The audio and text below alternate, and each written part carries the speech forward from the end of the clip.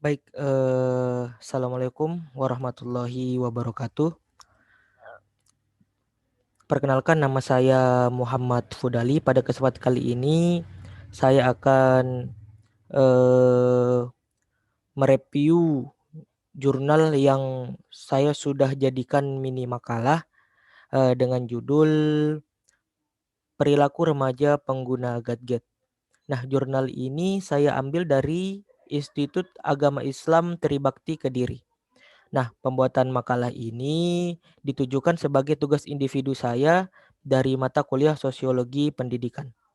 Nah, langsung saja. Pertama, jurnal ini dimulai dari abstrak seperti jurnal pada umumnya. Abstrak di jurnal ini berisi tentang ringkasan isi dari jurnal tersebut, yaitu dari pertama menjelaskan tentang penggunaan gadget itu sendiri, lalu perilaku remaja setelah menggunakan gadget itu sendiri. Nah, kemudian lanjut ke pembahasan. Nah, pembahasan yang pertama menjelaskan tentang perilaku remaja zaman sekarang. Banyak yang moralnya sudah rusak, jiwa sosialisasinya yang sangat kurang akibat pengaruh dari gadget. Contohnya saja seperti ini. Di sini ditulis banyaknya berita negatif yang menimpa remaja kita, menunjukkan moral bangsa kita sudah tidak baik. Banyak remaja yang terkena kasus bullying, narkoba, kekerasan seksual, dan lain sebagainya. Nah, moralitas adalah pembeda antara manusia dengan makhluk yang lainnya. Nah, kemudian masalah moral yang sangat harus diperhatikan karena sangat berbahaya. Apabila ada satu orang yang moralnya rusak, maka akan mengganggu ketentraman yang lain. Apabila ketika dalam suatu negara banyak moralnya yang tidak baik, maka bisa dipastikan negara tersebut akan sangat tidak nyaman jika ditinggali. Jadi pada pembahasan ini pertama seperti saya bilang tadi dimulai dengan kasus-kasus memunculkan kasus-kasus yang terjadi pada remaja di Indonesia sekarang yang moralnya kurang baik akibat dari pengaruh gadget tersebut. Nah, di sini juga dijelaskan bahwa generasi muda adalah tulang punggung bagi suatu bangsa. Oleh karena itu harus ada filter dan pengawasan juga bimbingan dari orang tua kepada yang muda. Tidak dapat dikumpuri, teknologi sudah berkembang sangat pesat yang tujuannya yaitu mempermudah manusia. Salah satu teknologi yang sangat berkembang adalah gadget. Nah, seperti saya tadi bilang tadi, jadi harus ada pengawasan dari orang tua kepada anak mengenai masalah pada gadget ini karena gadget ini membawa pengaruh positif dan negatif bagi para remaja sekarang. Jadi harus perlu diperhatikan dari orang tua. Nah, di sini juga ditulis semakin ke sini gadget semakin mudah untuk didapatkan. Pada zaman dahulu hanya kaum menengah ke atas saja yang memiliki gadget. Nah, dahulu gadget hanya digunakan untuk berbisnis, sekarang gadget digunakan untuk banyak hal oleh remaja biasanya untuk belajar, main game, bermain dan sosial media lainnya. Nah, ini salah satu manfaat gadget dan salah satu kegiatan para remaja sekarang dengan gadget ini. Bisa dengan belajar, main game, bermain, dan sosial media. Kemudian di pembahasan pada jurnal ini, dia membahas kedua yaitu pembahasan tentang teori sosialisasi. Jadi yang saya bilang tadi di pembahasan itu ada pertama menjelaskan tentang perilaku remaja pengguna gadget. Terus yang kedua, membahas tentang teori sosialisasi, karena sosialisasi ini ada kaitannya dengan, nanti ada keterkaitan dengan perilaku remaja. Jadi antara sosialisasi akibat gadget nanti remaja akan, sulit dalam bersosialisasi gitu. Nah di pembahasan konsep teori sosialisasi ini, dimunculkanlah ada beberapa poin, yang pertama adalah pengertian sosialisasi. Nah, secara umum, pengertian sosialisasi adalah suatu kegiatan yang dilakukan setiap harinya untuk menjaga hubungan antara individu dan satu dan yang lainnya. Terus poin keduanya yaitu membahas tentang proses atau tahap sosialisasi. Di sini ya saya ringkas saja, ada 4 tahapan yaitu tahap persiapan atau preparatory stage, kemudian tahap meniru atau bermain atau dalam bahasa Inggris disebut play stage, kemudian tahap permainan, yang keempat adalah tahap generalisasi. Kemudian pada poin ketiga yaitu menjelaskan tentang jenis dan tipe sosialisasi. Di sini di makalah di jurnal tersebut Ada dua, saya ringkas saja dari subbabnya, itu adalah sosialisasi primer, yaitu sosialisasi yang dilaksanakan dalam lingkungan keluarga saja, dan yang kedua adalah sosialisasi sekunder. Nah, sosialisasi sekunder ini adalah sosialisasi yang dilaksanakan di dalam lingkungan masyarakat. Nah, kemudian poin yang selanjutnya adalah agen sosialisasi. Nah, yang dimaksud agen-agen sosialisasi di sini adalah orang-orang sebagai pelaku dari sosialisasi tersebut, yaitu ada keluarga, ada sekolah, ada teman bermain atau teman sebaya, dan media massa. Nah, kemudian pembahasan yang ada di jurnal tersebut selanjutnya yaitu adalah perilaku remaja pengguna gadget. Nah, di sini dijelaskan pertama yaitu tentang gadgetnya terlebih dahulu ya. Nah, di sini dijelaskan di sini tertulis gadget mengalami perkembangan saat pesat. Di dalam gadget ada yang namanya aplikasi. Aplikasi ini digunakan eh, sebagai penunjang dalam gadget tersebut. Nah, kemudian di sini setelah dijelaskan tentang gadget itu sendiri, nah muncullah di bawahnya efek-efek yang atau perilaku yang dimunculkan dari remaja pengguna gadget tersebut. Nah, yang pertama adalah perilaku introvert. Jadi dalam sebuah penelitian dinyatakan bahwa media sosial berhubungan dengan kepribadian, yaitu salah satunya introvert. Nah, bisa kita lihat sekarang anak-anak sangat tergantung dengan gadget. Banyak anak yang menganggap gadget itu segalanya bagi mereka. Uh, di sini apabila kita lihat anak-anak itu kadang apabila gadget itu diambil, maka akan muncul rasa galau atau sedih dan gelisah gitu dari anak tersebut. Nah, akhirnya sebagian waktu hanya dihabiskan dengan bermain gadget. Akibatnya komunikasi dengan orang tua pun tidak terlaksana.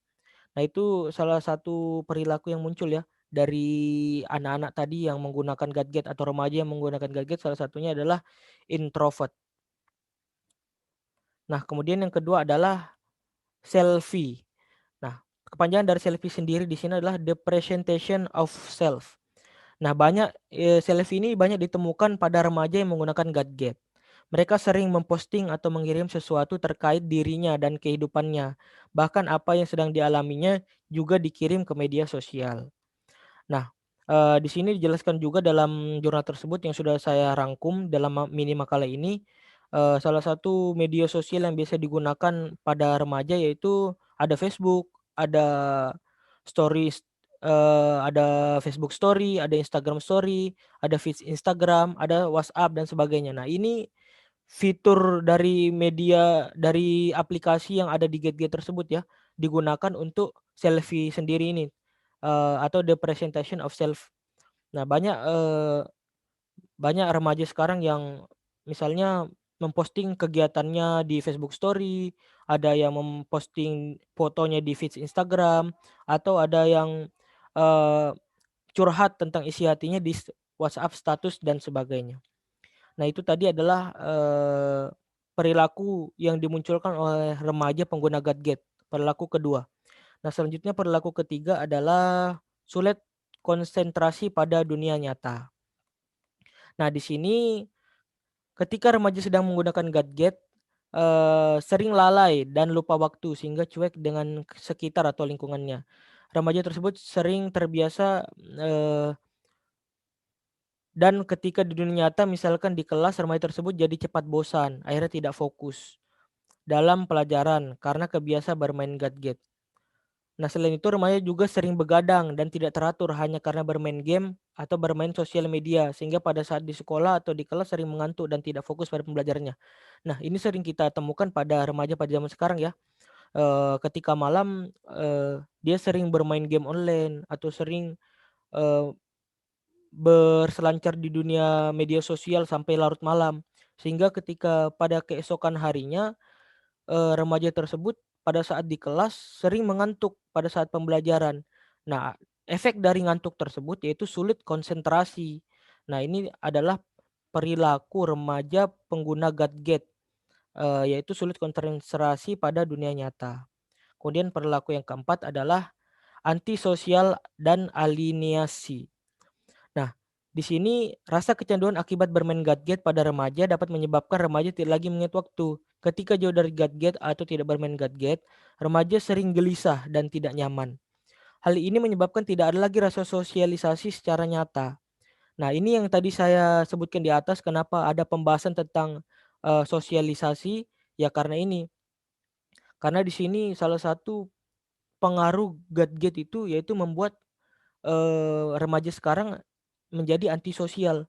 Karena kenapa? Karena eee, semakin seringnya remaja menggunakan gadget, maka akan semakin jarang remaja tersebut untuk berbicara dengan sesama karena lebih fokus kepada gadget itu sendiri.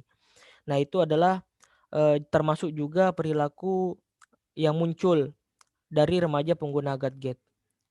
Kemudian yang perilaku kelima adalah perilaku yang menyimpang. Nah, selain 4 hal di atas, 4 perilaku di atas, pada remaja juga menyebabkan penyimpangan perilaku sosial bagi remaja yang menggunakan gadget.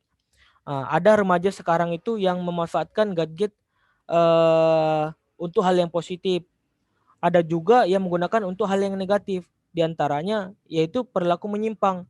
Ada yang dijelaskan di sini salah satunya adalah mencuri dan meretas dan lain-lain. Nah, ini kan yang merugikan gitu, dari remaja sungguh disayangkan gitu. Dia menggunakan gadget tapi untuk hal yang merugikan orang lain, bahkan merugikan diri sendiri juga. Nah, kemudian, yang terakhir di sini pada, eee, review jurnal saya yaitu ada kesimpulan.